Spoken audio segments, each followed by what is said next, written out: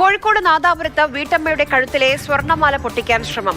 വലിയ പറമ്പത്ത് പാത്തൂട്ടിയാണ് ആക്രമണത്തിനിരയായത്. ബൈക്കിലെത്തിയ ഒരാൾ പാത്തൂട്ടിയെ പിറകിൽ തള്ളി മാറ്റി മാല പൊട്ടിച്ചെടുക്കാൻ ശ്രമിക്കുകയായിരുന്നു.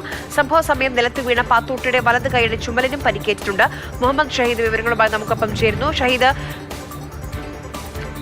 ഇംതിയാസ് കരീമാണ് വിവരങ്ങളുമായി നമുക്കൊപ്പം ചേരുന്നത്. ഇംതിയാസ്, ഈ പ്രതിയെ പിടികൂടിയിട്ടുണ്ടോ? പ്രതി ആരാണെന്ന് തിരിച്ചറിഞ്ഞിട്ടുണ്ടോ?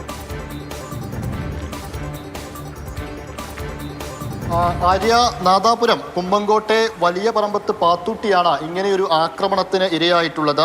രാവിലെ 9 മണിയോടെ ഈ പാത്തൂട്ടി വീടിൻ്റെ മുറ്റം അടിച്ചു വാരുകയായിരുന്നു. ആ സമയത്താണ് ഇങ്ങനെയൊരു അക്രമം ഉണ്ടാവുന്നത്. അവിടെ ഈ മോഷണം മാല പൊട്ടിക്കാനുള്ള ശ്രമം അവിടെ ഉണ്ടാവുന്നത്.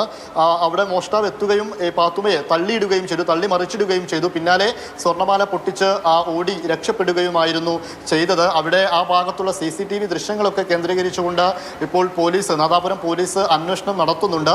പ്രതിയെക്കുറിച്ച് ചില സൂചനകൾ ലഭിച്ചിട്ടുണ്ട് എന്നാണ് പോലീസ് ഇതിനോടകം അറിയിച്ചിട്ടുള്ളത്. ഒരു പക്ഷേ പിടികൂടാനുള്ള ചില സൂചനകൾ പോലീസിന് ലഭിച്ചിട്ടുണ്ട്. ആരാണ് മോഷ്ടാവ് എന്ന കാര്യത്തിൽ പാത്തൂട്ടിക്കും ഇതുവരെ ഒരു വ്യക്തത വന്നിട്ടില്ല. ആര്യ.